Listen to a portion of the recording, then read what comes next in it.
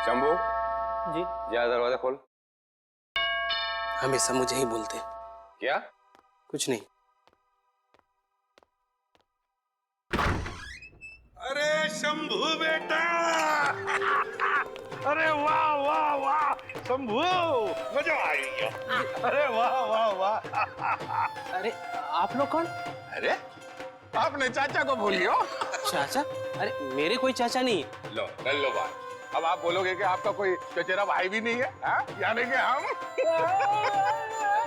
अरे गुंगा गुंगा भाई। अरे जब चाचा नहीं है तो चचेरा भाई कहाँ से आ गए? अरे ये लो, राजा साहब के महल में काम करने लगो तो भूल गए खानदान को। याद दिलाओ याद दिलाओ। आजा। अरे हाँ। मैं आप लोगों के लिए चाय नाश्ता ले आता हूँ। आजा बेटा आजा। अरे आप लोग मुझे कहाँ ले जा रहे हैं? देख शंभू घबराओ मत, हम लोग सीआईडी से हैं। तुम्हारा दोस्त विक्रमजीत वो जिंदा है। क्या? विक्रमजीत जिंदा है? धीरे से बोलो। जब तक ये विक्रमजीत मिल नहीं जाता हम लोग इसी हवेली में रहेंगे, समझा? उसने शांति देवी को मारा है और इस मुरारी लाल को मारने वो जरूर आएगा यहाँ। नहीं मानूंगा, चाहे कुछ भी हो जाए मैं हार नहीं मानूंगा। कुछ ना कुछ करके मुझे इस पहेली का हार निकालना ही पड़ेगा। मेरी बरसों की इज्जत दांव पर लगी हुई है। सर प्लीज थोड़ा आराम कर लीजिए। आप पिछले 36 घंटों से सोए नहीं है। कैसे आराम कर लूं तारिका, कैसे सो जाऊं? मैं झपकी भी लगाता हूं तो ये सांप मुझे सपने में दिखाई देता है। चलिए सर शुरू से शुरू करते हैं। हाँ, ये सांप अगर होटल से ही शांति देवी के गले में था तो फिर इसने एग्जीबिशन में आकर ही क्यों काटा इन्हें? एग्जैक्टली। इसका मतलब क्या? इसका मतलब कोई तो था तारिका, कोई तो था जो उस सांप को कंट्रोल कर रहा था कि वो सही वक्त देखकर शांति देवी पे हमला करे, जबकि उसके हिसाब से लोहा एकदम गर्म था। और एक बात सर, खूनी ने अगर इस सांप को शांति देवी के गले में तब डाला होता जब ये जाग रही थी तो ये तो बहुत हल्ला मचाती, जरूर अपने आप को बचाने की पूरी कोशिश करती। बिल्कुल बिल्कुल कोशिश करती। इसका मतलब जब शांति देवी पे हमला हुआ शांति देवी सो रही थी। शांति देवी सो रही थी और क्या? और शायद गॉड। क्या सर? ओह माय गॉड, शायद ये सांप भी सो रहा था। सांप सो रहा था मतलब? मिल गया तारिका, मिल गया। मुझे इस समस्या का हल मिल गया। मुझे भी बताइए ना सर। बताता हूं। देखो तारिका, ये सांप एक रेप्टाइल है, जमीन पर रेंगने वाला जंतु। रेप्टाइल्स कोल्ड ब्लडेड एनिमल होते हैं, शीत रक्तधारी जंतु। ये मौसम के हिसाब से अपने शरीर का तापमान बदल नहीं सकते और इसलिए जब बहुत ज्यादा ठंड होती है ये सांप हाइबरनेशन में चले जाते हैं, शीत निद्रा में चले जाते हैं। ओह गॉड, इसका मतलब सर खूनी ने जानबूझकर इस सांप को ठंडी जगह पे रखा बिल्कुल, ताकि वो हाइबरनेशन में चले जाए। यस। पर सर अगर ये सांप भी सो रहा था और शांति देवी भी सो रही थी तब भी अपना सवाल तो वही का वही है कि ये सांप शांति देवी के खाने की नली तक पहुंचा कैसे? खाने की नली तक पहुंचा कैसे? एक मिनट, ये सांप शांति देवी की खाने की नली तक पहुंचा कैसे तारिका? ये शायद हमें इस सांप की चमड़ी बताएगी। एक मिनट, एक मिनट।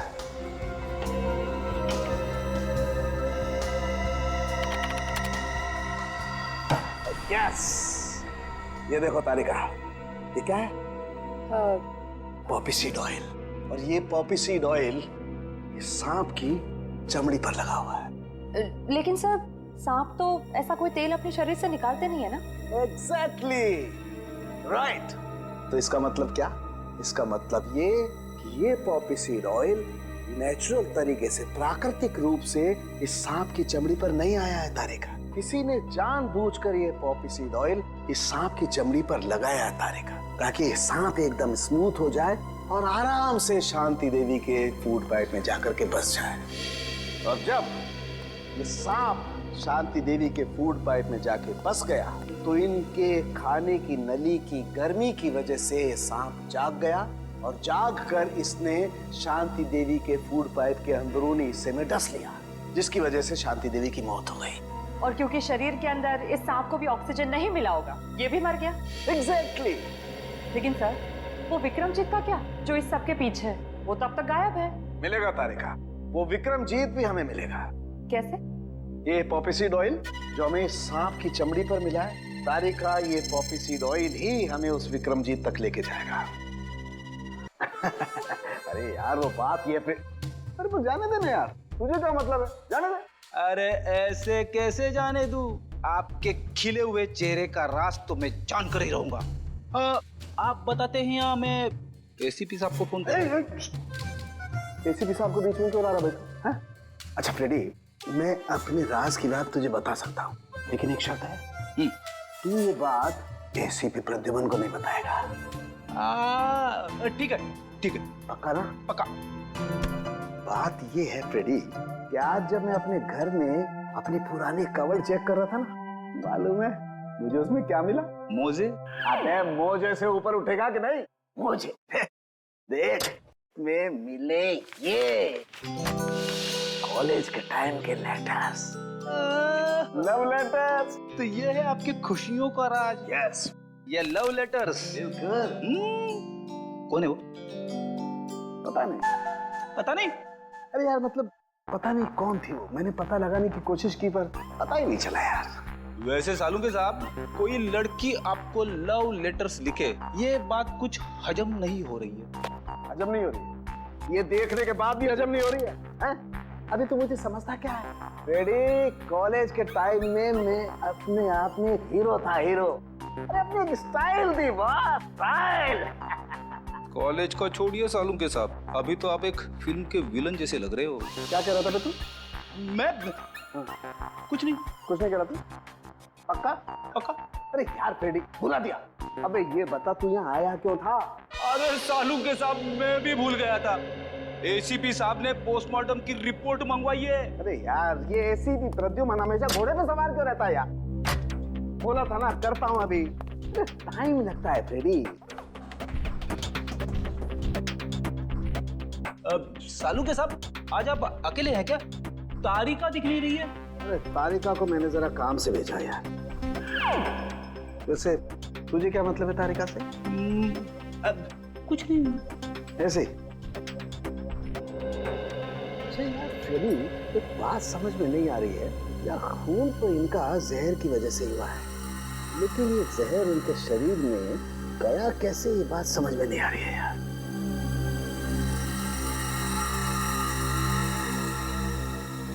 माय गॉड, ये क्या है?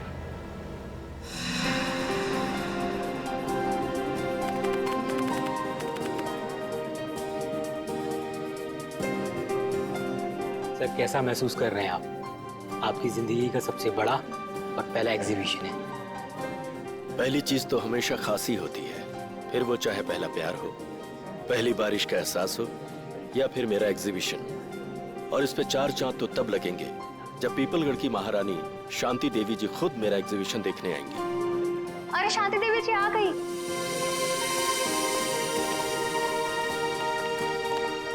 शांति देवी जी, नमस्ते। मैं आपका बहुत आभारी हूँ जो आपने इस छोटे कलाकार के लिए अपना कीमती वक्त निकाला।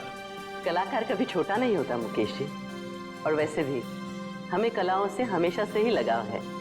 आपकी एग्जीबिशन देखते हैं? जी जरूर, आइए।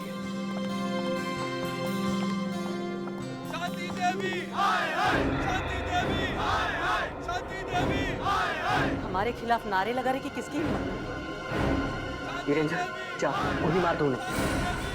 महारानी जी, कैसी बातें कर रही हैं आप? हमारे देश में लोकतंत्र है, डेमोक्रेसी। ऐसे कोई कैसे किसी पर गोलियां चलवा सकता है? हम जानते हैं, इसीलिए अब हम यहाँ एक पल भी नहीं रुकेंगे। शांति देवी जी सुनिए तो। आपने क्या हमें यहाँ अपमानित करने के लिए बुलाया था मुकेश जी? आप फिक्र मत कीजिए, मैं उनको जाकर रोकता हूँ। इसका प्रबंध तो पहले कर लेना चाहिए था आपको। अब हम यहाँ बिल्कुल नहीं रुकेंगे। महारानी जी, आप इस तरह से नहीं जा सकती। याद है ना आपको, हमने मीडिया से वादा किया। आज आपकी प्रेस कॉन्फ्रेंस है। प्रेस कॉन्फ्रेंस कैंसिल कर दो। महारानी जी, आप ऐसा नहीं कर सकती। अखबार और मीडिया वाले पहले ही आपसे खफा हैं।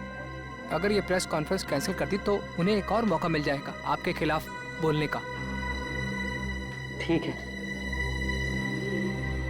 प्रेस कॉन्फ्रेंस शुरू की जाए। हमें पानी, ये नहीं, हमारे लिए अपनी बोतल मंगवाइए।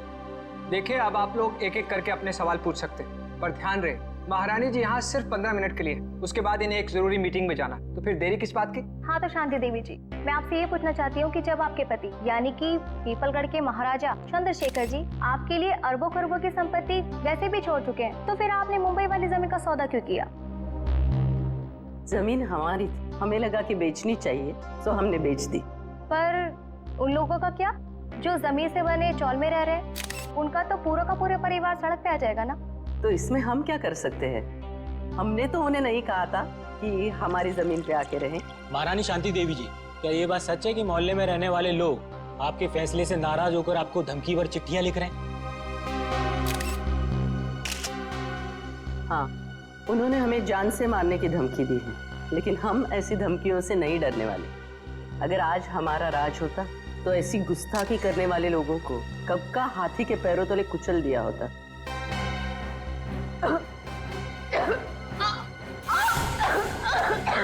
अरे महारानी जी की तबीयत खराब हो रही है, जल्दी हेलो एम्बुलेंस, जल्दी बुलाओ सिटी हॉल, जल्दी।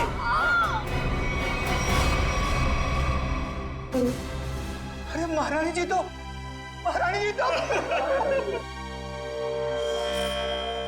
पूरा शरीर नीला पड़ गया है, मौत तो जहर से ही हुई।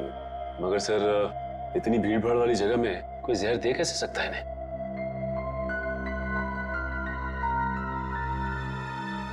मिस्टर अनिकेत, आप रानी साहिबा के पिए हैं ना? जी सर। रानी साहिबा ने यहाँ आने से पहले कुछ खाया पिया था क्या? जी सर, महारानी जी ने सुबह हमेशा की तरह बाल्मी होटल में जूस पिया और हल्का सा नाश्ता किया, उसके बाद यहाँ आकर ये पानी पिया जो इन्होंने दिया था। नहीं साहब, मैंने कुछ नहीं किया, इसमें मिनरल वाटर था, मैं भला क्या कर सकता हूँ साहब? क्या वो तो पता चल जाएगा।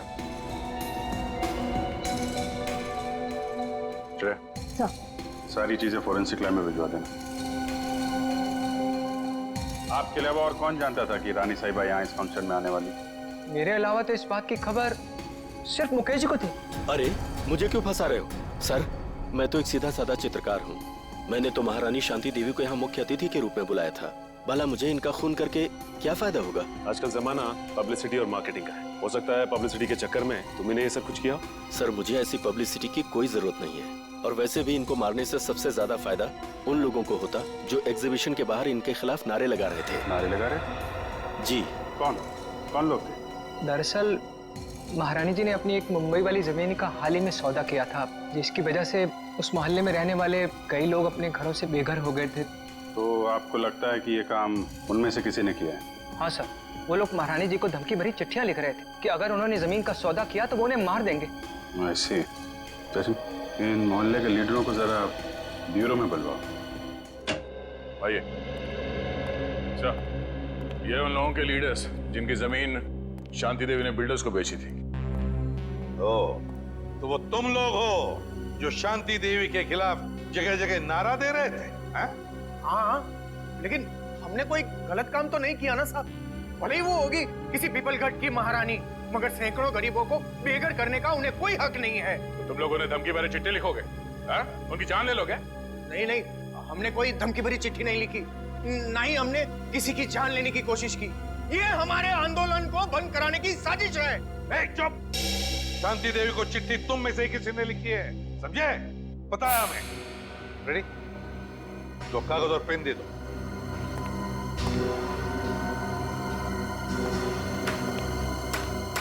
इसका हम क्या करेंगे? अपना नाम और पता लिखो। साहब, मैं तो अपना नाम भूल गया साहब। क्या? खुद का नाम भूल गए? ठीक है, मेरा नाम लिखो। फ्रेडी, 305 सुख शांति बिल्डिंग, मलाड वेस्ट। अरे मुंह क्या देख रहे हो? लिखो, मलाड वेस्ट। तुम्हें क्या हो गया? तुम भी अपना नाम भूल गए क्या? नहीं, याद है। तो लिखो। तुमने अभी तक कुछ लिखा नहीं। मैं तो अंगूठा छाप हूँ, मुझे लिखना पढ़ना नहीं आता। अच्छा, अंगूठा छाप हो? जी। सुंदर नाम है ना तुम्हारा? जी साहब। पेशे से तुम एक जर्नलिस्ट हो, बीए किया है तुमने, और कई सालों से अपने मोहल्ले में 5वीं कक्षा से लेके 10वीं तक के बच्चों को क्लासेस देते हो। ये सब बिना पढ़े लिखे किया तुमने? क्यों? जी साहब, मैंने इस कुलदीप के कहने पे किया। फंसा दिया ना मुझे। अरे अरे अरे अरे एक मिनट मैं बताता हूँ ये दरवाजा कैसे खोलता है। हट, आ जा इधर, बता क्यों किया तूने ये सब? हाँ बोल। हाँ, शांति देवी को धमकी भरी चिट्ठियां मैंने ही लिखवाई थी, पर मैं क्या करता? जब मैंने उन्हें अपने साथियों की तकलीफ बताई तो उल्टा उन्होंने हमारा ही अपमान कर दिया। कहने लगी कि चाल में रहने वालों से तो कीड़े मकोड़े अच्छे। ये सुनकर मेरा खून खौलने लगा, उबलने लगा मेरा खून। और खून इतना उबला कि तुमने खून ही कर दिया शांति देवी का, है? हाँ, मैंने मोहल्ले के हर एक इंसान के पास से 1,000 रुपए चंदे के नाम पर इकट्ठे किए और लक्की नाम के गुंडे को शांति देवी की सुपारी दे दी और उनको खत्म करवा दिया। मैंने सोचा शांति देवी खत्म हो जाएगी तो ये सारी समस्या ही खत्म हो जाएगी। किसी को मारकर समस्या का हल नहीं होता, समझे? ले जाओ इसे, इस लकी को ढूंढो, उठाओ इस लकी को। रेडी, ये देख। अरे बाप रे, ऐसी खतरनाक चीज मैंने फिल्मों में भी नहीं देखी। मुझे यकीन ही नहीं हो रहा ये सच है या सपना। मैंने जिंदगी में इतनी पोस्टमार्टम किए, इतनी लाशें काटी, लेकिन ऐसा तो मैंने पहले कभी नहीं देखा। This is impossible। ये यहाँ कैसे? यार, शांति देवी ने आर्ट एग्जीबिशन में इन चीजों को हाथ लगाया, इन चीजों को हाथ लगाया था। एक मिनट, रेडी, जरा वो कैम देना। ये वाला। हाँ हाँ ये।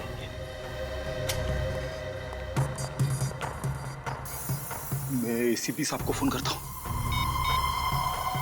एसीपी साहब, जल्दी से फॉरेंसिक लैब में आइए, बहुत बड़ी गड़बड़ हो गई है।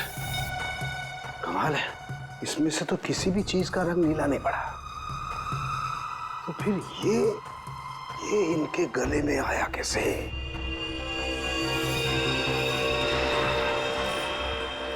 माय गॉड, इनके गले के अंदर सांप।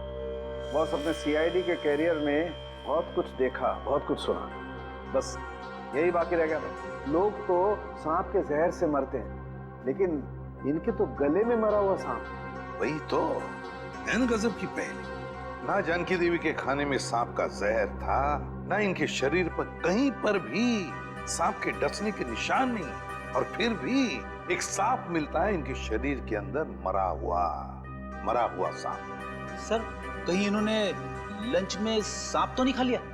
नहीं फ्रेडी, नहीं, जरूर किसी ने किसी न किसी तरीके से धोखे से इनके शरीर के अंदर एक सांप डाल दिया, सांप का जहर डाल दिया है धोखे से। सर, उन किराएदारों ने बताया था कि उन्होंने शांति देवी को मारने की सुपारी लक्की को दी थी। लक्की?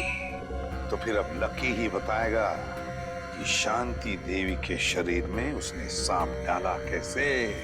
क्या बात है बॉस, आप इतने परेशान क्यों? अरे राघव, घबराओ नहीं तो क्या करूं? सीआईडी वालों को लग रहा है कि शांति देवी का खून मैंने किया। मतलब शांति देवी का खून आपने नहीं किया? अरे मेरा दिमाग इतना खराब नहीं है राघव कि इतनी बड़ी हस्ती को मारने के बारे में सोचूंगा। मैंने तो सोचा था सिर्फ सुपारी के पैसे ले लूंगा और उन्हें मारूंगा नहीं, लेकिन मुझे क्या पता था कि वो सचमुच मारी जाएंगी और मैं फंस जाऊंगा। लेकिन सीआईडी तो यही सोच रही है कि खून आपने किया है। हाँ यार, इसलिए तो मैं ये देश छोड़कर जा रहा हूँ, और तुम लोग को भी जैसे मौका मिले ऐसी जगह चंपत हो जाओ जहाँ सीआईडी का हाथ तुम लोग तक न पहुँच पाए। बॉस, वो सब तो ठीक है, पर हमारा हिस्सा? अरे उसके बारे में तो मैंने कुछ सोचा ही नहीं। इतना काफी है कि तुम लोग रख लो। इतने सालों की वफादारी का ये इनाम। ये भी ले लो। इतना काफी है ना, बस। और ज्यादा लालच नहीं। ये मत भूलो कि मैं तुम लोग का बॉस हूँ। बॉस हो नहीं थे। क्या मतलब? मतलब ये कि अब हम तुम्हें इनाम देंगे और इसके बाद तुम्हें सीआईडी से कोई खतरा नहीं होगा। क्या कर रहे हो तुम लोग? तुम्हारा दिमाग तो ठिकाने पर है। सुनो, तुम ये पैसे आपस में बांट लो और किसी सुरक्षित जगह जाके छुप जाओ। क्या तुम्हें पैसे नहीं चाहिए थे राघव? पैसे बहुत है मेरे पास। मैं तो सिर्फ इतना चाहता हूँ कि शांति देवी के खून का केस तुम्हारी मौत के साथ बंद हो। मेरे साथ इतना बड़ा धोखा किया तुमने। कोई अपनी जगह से नहीं लेगा। सीआईडी, खून डालो इन्हें।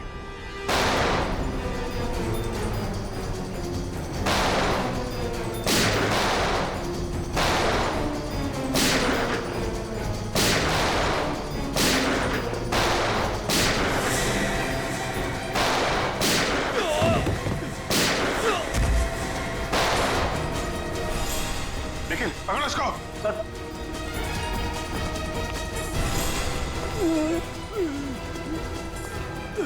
सर ये तो लकी है सर। गोली मारी गई है।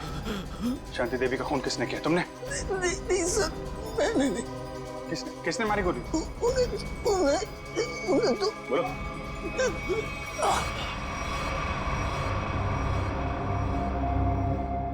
ये तो मर गया। सर लगता है शांति देवी जी के खूनी ने इसका भी खून कर दिया ताकि हमें कुछ बता ना सके। हाँ क्या वो?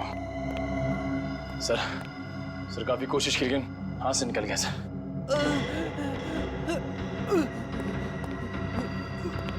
ये तो जिंदा है। सचिन एम्बुलेंस को फोन करो जल्दी, इससे हमें काफी कुछ पता चल जाएगा। आसन, क्या पता चला उस सांप के बारे में? बॉस ये तो एक अफ्रीकन सांप है। अफ्रीकन सांप? हाँ फ्रेडी सर, ये देखिए, इस सांप का नाम है अफ्रीकन ट्रोगा और ये दुनिया का तीसरा सबसे जहरीला सांप माना जाता है। क्या इतना जहरीला सांप? क्या ये सांप हमारे देश में भी पाया जाता है? नहीं श्रेया, ये हमारे देश में नहीं पाया जाता, बल्कि एक अफ्रीका के भी छोटे से टापू मैरियट ओलानो में पाया जाता है। सर शायद शांति देवी अफ्रीका के इस टापू मैरियट ओलानो गई होगी और शायद वहाँ का पानी इन्होंने पिया होगा और पानी में सांपों के अंडे होंगे जो इनके पेट में चले गए होंगे और अंडों से सांपों के बच्चे निकले होंगे। उनमें से एक बच्चा इनके गले तक आ गया होगा और इन्हें काट लिया होगा। बोल बोल सारुण के बोल। नहीं फ्रेडी, ऐसा नहीं हो सकता है। नहीं ना, देखो इंसान के पेट में HCl नाम का एसिड होता है जो बड़ी से बड़ी चीज को भी बहुत जल्दी पचा देता है। यहाँ तक कि ये एसिड लोहे के टुकड़ों को भी बहुत जल्दी गला देता है। एग्जैक्टली, इसलिए अगर इस तरह के अंडे शांति देवी के पेट में चले भी गए होते तो बस कुछ ही घंटों में नष्ट हो जाते। मतलब किसी अलग तरीके से वो सांप शांति जी के गले में गया। हाँ बॉस, और गया भी पिछले 24 घंटे के अंदर अंदर है। 24 घंटे के अंदर? सर पिछले 24 घंटों में तो शांति देवी उस होटल में ही थी। हाँ, पिछले 24 घंटे तो शांति देवी होटल बाल्मी में ही थी। तो फिर इस सांप का राज भी उसी होटल बाल्मी में खुलेगा। होटल बाल्मी में। हाँ अभिजीत, अच्छा उस गुंडे को होश आ गया? अच्छा नाम बताया उसने उस गुंडे का जो भाग गया वो? राघव। राघव।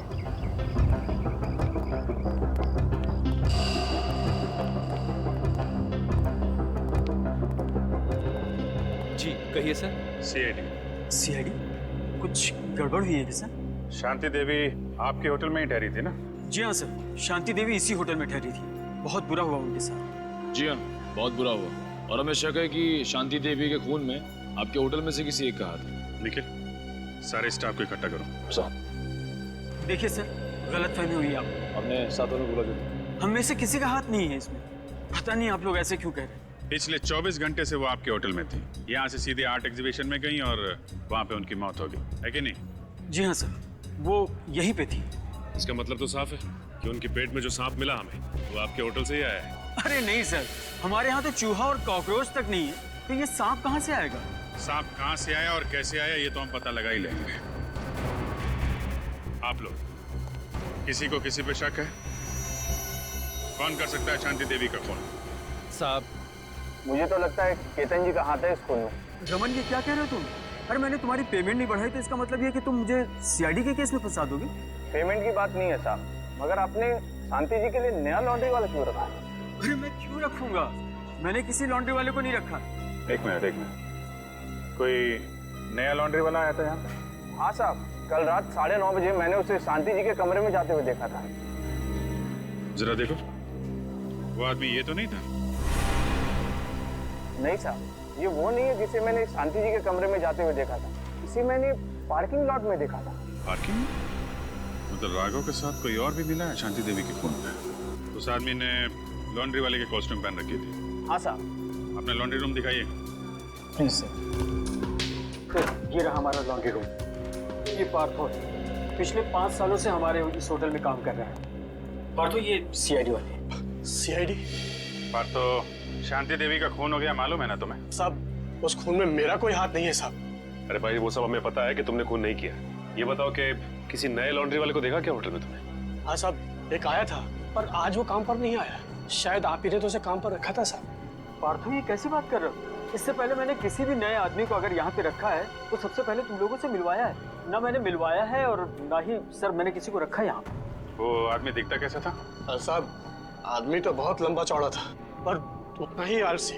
रानी साहिबा के अलावा किसी भी कमरे की चादर बदली नहीं किया साहब उसने। अच्छा, तो आपने उससे पूछा नहीं कि वो बाकी कमरों की चादरें क्यों नहीं बदल रहे? अब पूछा था साहब, अंग्रेजी में बोल रहा था और अंग्रेजी हमें आती नहीं। अंग्रेजी में पट्टी पढ़ा के निकल गया। काफी चालाक आदमी है। उस आदमी का स्केच बनवाना होगा तुमको, ठीक है? हाँ साहब। ठीक है। सांप उस आदमी ने यहीं कहीं छुपा के रखा था। साहब, मुझे सांप से बहुत डर लगता है साहब। ठीक है, ठीक है, आप लोग जरा बाहर जाइए, हमें यहाँ की तलाशी लेंगे। हाँ साहब।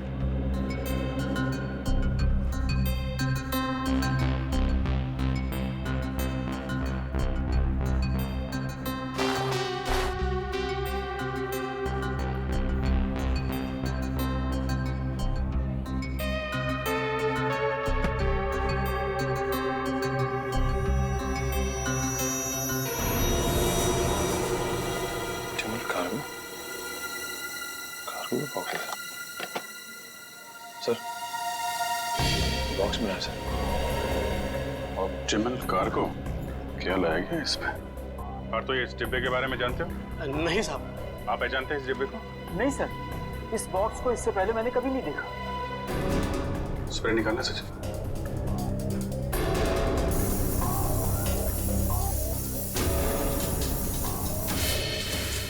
नीला हो गया। मतलब वो सांप इसी डब्बे में लाया गया है। Optimal cargo. कहिए सर, कुरियर करना है आपको? हाँ, सिर्फ इंडिया में कुरियर भेजते हो या बाहर देश भी कुरियर भेजते हो? अरे सर, हर जगह, लंदन, पेरिस, चीन, जापान, यूके, यूएसए, जहाँ भी, दुनिया के हर कोने में आपका पार्सल पहुंच जाएगा। अरे वाह! और क्या क्या भेजती है आप कुरियर में? सब कुछ सर, जैसे किताबें, कपड़े, तस्वीर और ऑफिशियल कागजात वगैरह। और सांप? क्या? हाँ, सांप भेजते हैं आप कुरियर में? ये क्या कह रहे हैं आप? सांप भला कोई कुरियर में भेजता है क्या? अब ये तो आप ही बताओगे। हाँ? आपके कुरियर कंपनी के इस बॉक्स में सांप भेजे गए थे। ये कैसी बात कर रहे हैं आप? अच्छा, इस बॉक्स पे जो ये लेबल लिखा है, उसे पता कर सकते हैं कि ये पार्सल किसने भेजा था? ए मिस्टर, तुम होते कौन हो मुझे ऑर्डर देने वाले? हैं? सीआईडी सर, मैं आपको यकीन दिलाता हूँ कि डिब्बा तो हमारा है, लेकिन वो सांप को कुरियर हमने नहीं किया है। सर, मुझे तो कुछ गड़बड़ लग रही है। क्यों? आपको बदबू नहीं आ रही है क्या? अरे कहाँ बदबू आ रही सर? कोई बदबू नहीं आ रही है। बदबू आ तो रही है। ठीक है, अंदर? अरे सर, अंदर अंदर कुछ भी नहीं है। सर अंदर कहाँ जा रहे हैं? अंदर सर जाने का। चुपचाप कोने में खड़े हो जाओ, चलो। सर, वो जो बॉक्सेस होते हैं ना, वो कुरियर के वो है, और कुछ भी नहीं है। थोड़ी देर के लिए मुंह बंद रखोगे? बदबू यहाँ से आ रही है। रेडी? अरे ये सर क्या हुआ? मेरा काम वाला जो 3 दिन से आ नहीं रहा है, तो कचरे जमा हो गए, उसी कचरे का बदबू है सर, और कुछ भी नहीं है। ठीक है, हम तुम्हारा कचरा साफ कर देते हैं। रेडी? जरा ये हटाओ। सर ये कुछ भी नहीं। सर सुनिए, सर सुनिए। रेडी? कुरियर कंपनी के आड़ में जानवरों की तस्करी करते हो तुम लोग? हाँ? अबे कहाँ भागोगे? हाँ? चल, आज मैं तेरा कुरियर भेज देता हूँ सीधे जेल में। सर मुझे माफ कर दीजिए, मुझे बहुत बड़ी गलती हो गई। मैं आइंदा से जानवरों की तस्करी का ख्याल भी अपने दिमाग में नहीं लाऊंगा सर। चुप! इतने सारे विदेशी जानवर मिले तुम्हारे गोदाम में? हाँ? कब से तस्करी कर रहे हो ये? पिछले 5 साल से। पिछले 5 साल से? और अफ्रीकन सांप, अफ्रीकन ट्रोबा, वो कहां से लाया तुमने? किसके कहने पर मंगवाया वो? बताओ। देख, ये सिर्फ जानवरों की तस्करी का मामला नहीं है, एक आदमी का खून भी हुआ है, समझा? तेरे मुंह पे लगा हुआ ये ताला तुझे सीधे फांसी के फंदे तक ले जाएगा। बोल, जल्दी बोल। राघव ने मुझे इसके लिए 5 लाख रुपए दिए थे और अफ्रीका से ट्रोबा सांप मंगवाया था, लेकिन मुझे पता नहीं था कि वो इनका इस्तेमाल किसी की जान लेने के लिए करेगा। अच्छा, तो तुझे क्या लगा इतना खतरनाक जहरीला सांप वो जुर्म करने के लिए नहीं तो क्या अपने घर पे पालने के लिए मंगाएगा? हाँ? सर मुझे माफ कर दीजिए, मुझसे मुझे बहुत बड़ी भूल हो गई। कितने सांप मंगवाए थे? सर दो हम सांप मंगाए थे। दो? बस सर, हमें शांति देवी के गले में से सिर्फ एक ही सांप मिला था।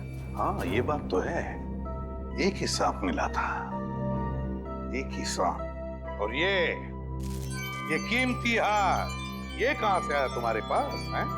सर ये हार राघव ने मुझे दिया था मेरे काम से खुश होकर, और कहा था कि ये पीपलगढ़ के राजघराने का हार है सर। पीपलगढ़ के राजघराने का हार? राघव के पास ये हार कहां से आया? वही तो दया, कुछ न कुछ तो गड़बड़ जरूर है, कुछ न कुछ तो गड़बड़ जरूर है। जरूर कोई न कोई तो है उस राजघराने से संबंधित जिसने शांति देवी का खून किया है। हाँ सर, और एक बहुत बड़ी पहेली है जो मेरी समझ में नहीं आ रही सर। इस शांति देवी को मारने के लिए कोई अफ्रीका से सांप क्यों मंगवाएगा? इंडिया से कोई जहरीला सांप उठा लेता या फिर ऐसे ही मार देता। सर उस पहेली का जवाब इस पेपर में। पेपर में? हाँ सर, इस पेपर में लिखा है कि 20 साल पहले पीपलगढ़ के राजा की मौत अफ्रीका में हुई थी, इस ट्रोबा सांप के डसने की वजह से। हाँ सर, अखबार में लिखा है कि सांप राजा के खाने के थाली में छुपा के रखा गया था, और जैसे ही राजा खाना खाने लगे सांप ने उन्हें डस लिया। हाँ सर, पीपलगढ़ के गांव वालों का कहना है कि राजा की मौत में उनकी पत्नी रानी शांति देवी का हाथ था। राजा की मौत में रानी शांति देवी का हाथ था? तो फिर दया, अब 20 साल बाद कोई ना कोई तो है जो राजा की मौत का बदला लेना चाहता है, उसी सांप के डसवाने से जिस तरह से राजा की मौत हुई थी। पीपलगढ़।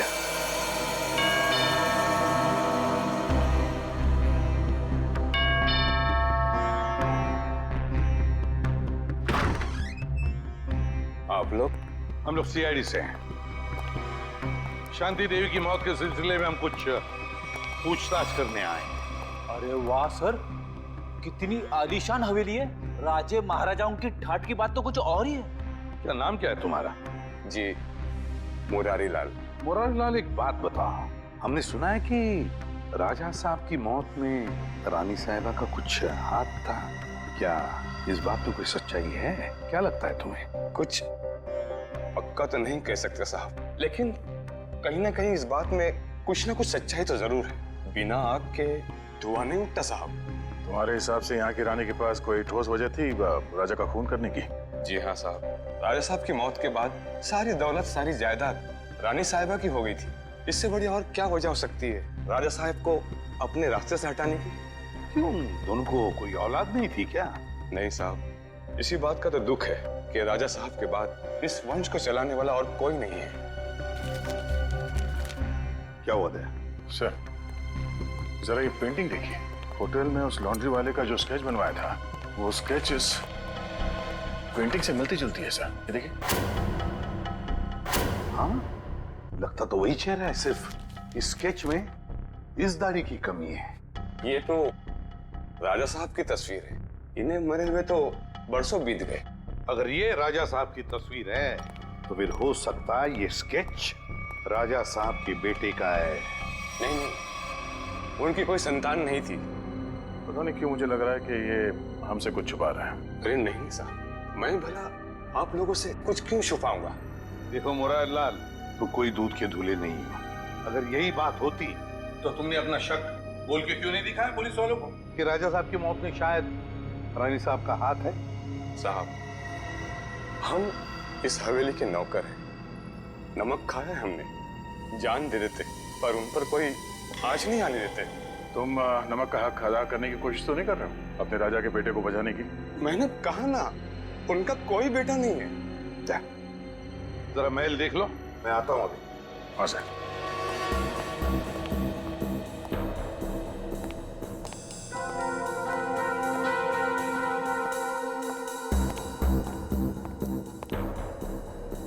नमस्ते साहब, मेरा नाम शंभू है साहब। आप यहाँ रानी शांति देवी की खूनी की तलाश में आए हैं? हाँ, तुम जानते हो शांति देवी का खून किसने किया है? नहीं साहब, इतना तो मुझे नहीं मालूम, लेकिन इतना जरूर मालूम है साहब कि मुरारी आपसे झूठ बोल रहा है साहब। मुरारी झूठ बोल रहा है? कैसा झूठ? यही कि राजा साहब की कोई संतान नहीं है। उनका एक बेटा है, विक्रमजीत, उनकी पहली पत्नी विजया देवी से। विक्रमजीत? पहली पत्नी विजया देवी से? तो राजा साहब ने शांति देवी के साथ कब शादी की? उनकी पहली पत्नी विजया देवी की मौत के बाद विक्रमजीत दूसरी शादी शांति देवी से कर ली साहब। अच्छा शंभू, ये विक्रमजीत है कहाँ पर? हो सकता है विक्रमजीत ने खून किया हो शांति देवी का, है ना? नहीं साहब, विक्रमजीत तो पहले ही मर चुके हैं साहब। हाँ साहब, हम दोनों एक उम्र के थे साहब, बचपन में साथ खेला करते थे साहब। जब अफ्रीका से राजा साहब की मौत की सूचना आई, उसके कुछ दिन बाद मुरारी विक्रमजीत को नदी किनारे ले गए शांति देवी के कहने पर। और मुरारी ने विक्रमजीत को मार डाला है? जी साहब, उसने कहानी बना दी कि विक्रमजीत खेलते खेलते नदी में डूब गया। अच्छा, तो विक्रमजीत की लाश नहीं मिली? नहीं साहब, लाश तो नहीं मिली।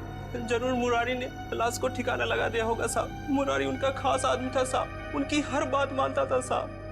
अच्छा, विक्रमजीत, मुरारी लाल, शांति देवी का खास आदमी मुरारी लाल। सर, हम ऐसे वीरान होटल में क्यों रुके हैं? मैं तो कहता हूँ इस मुरारी के बच्चे को पकड़ते और वापस चलते मुंबई। और शांति देवी के खूनी का क्या? उसकी छानबीन किए बगैर वापस चले जाएंगे? तुम्हें वापस जाना है? अरे नहीं सर।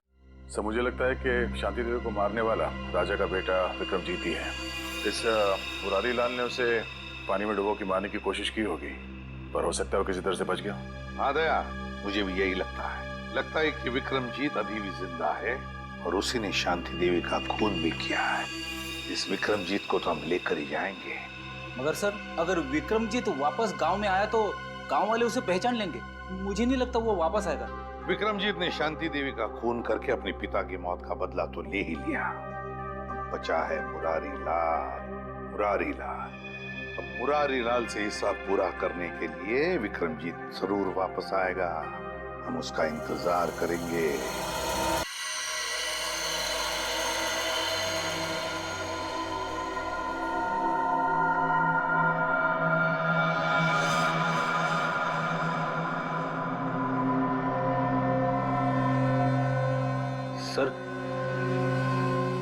सर, हाँ, क्या हम लाइट चालू रखकर विक्रमजीत पर नजर नहीं रख सकते? क्यों फ्रेडी, अंधेरे से डर लग रहा है क्या? अरे बिल्कुल नहीं सर, मैं तो विक्रमजीत को पकड़ने के लिए बड़ा बेताब हो रहा हूँ। ये तो बर्तन गिरने की आवाज है। लगता है वो आ गया था। सर, आवाज किचन की तरफ से आ रही है।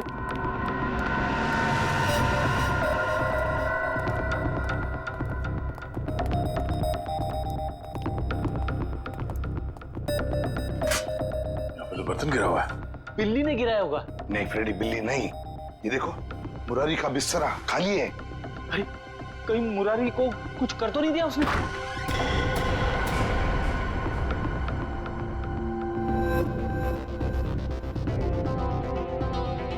सर, ये तो अकेला है। मुरारी कहाँ है? रुक जाओ, मैं तो गोली चला दूंगा।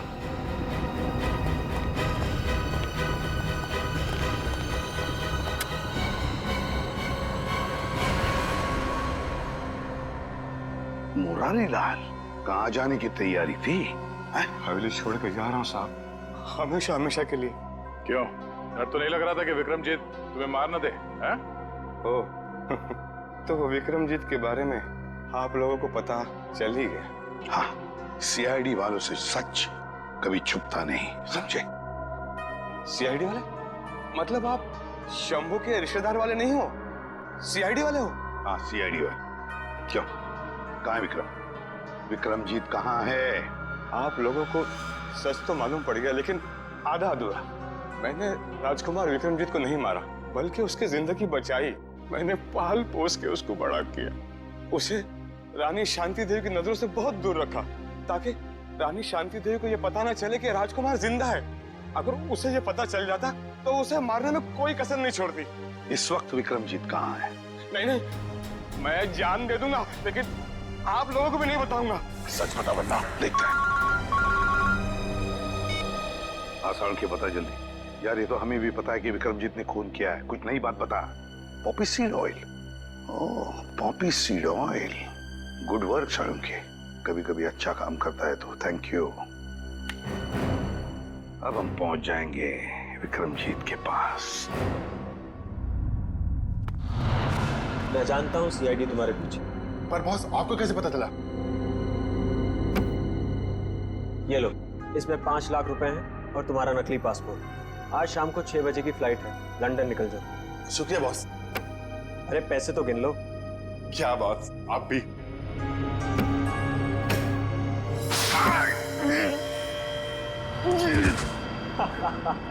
तुम्हें क्या लगा मैं तुम्हें लंदन भिजवाऊंगा? अब तुम सीधा नर्क की फ्लाइट पकड़ोगे। बड़ा धोखा। इसे कहते हैं बुरे काम का बुरा नतीजा। घबराओ मत, सांप के जहर की दवाई हम अपने साथ लेकर आए हैं। श्रेया, मुंह खोलो। सीआईडी? हाँ, सीआईडी। क्यों, हमको देख के बहुत धक्का लगा पेंटर बाबू? तुम लोगों को कैसे पता चला कि इस सब के पीछे मेरा हाथ है? क्योंकि सांप के ऊपर तुमने पर्पल सीड ऑयल छोड़ दिया था, और पर्पल सीड ऑयल का इस्तेमाल एक पेंटर के अलावा और कौन कर सकता है? अब जरा अपना असली चेहरा तो दिखाओ मुकेश उर्फ विक्रमजीत। बताओ पीपलगढ़ के राजकुमार विक्रमजीत, अपनी माँ का खून क्यों किया तुमने? माँ नहीं थी वो, मेरी सौतेली माँ थी, जिसने पैसों के लिए मेरे पिता राजा चंद्रशेखर जी को तड़पा तड़पा कर मार दिया। और इसीलिए तुमने शांति देवी को भी उसी तरह मारा, तड़पा तड़पा के? हाँ, उसके गुनाह की यही सजा थी जो मैंने उसे दी। उसने मेरे पिता को ही नहीं मारा, बल्कि मुरारी के हाथों मुझे भी मरवाना चाहा था। सजा देने का हक तुम्हारा नहीं, कानून का है। यही बात होती तो तुम कानून की मदद ले सकते थे। उसने मेरे पिता को मारा था, इसलिए उसे भी मारने का हक सिर्फ मुझे ही था। तुम्हारे मुकेश बनने के पीछे क्या मकसद था? मैं शांति देवी को अपनी आंखों के सामने मरता हुआ देखना चाहता था, इसलिए मैंने मुकेश का रूप लिया और वो आर्ट एग्जीबिशन रखकर उनको न्योता भेजा।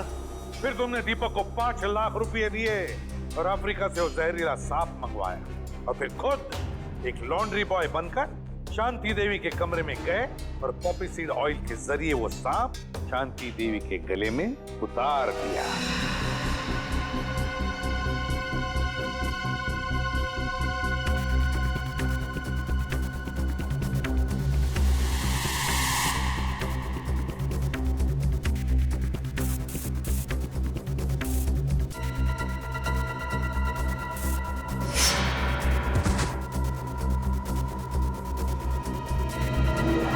बचपन से मालूम था कि शांति देवी ने तुम्हारे पिता को मारा है, हा? तो फिर तुमने इतने सालों तक इंतजार क्यों किया और यही समय क्यों चुना शांति देवी का खून करने के लिए? क्योंकि मुझे सही समय का इंतजार था। सही समय का इंतजार, और तुम्हारा सही समय आ गया जब शांति देवी ने अपनी मुंबई की प्रॉपर्टी 300 करोड़ में बेच दी।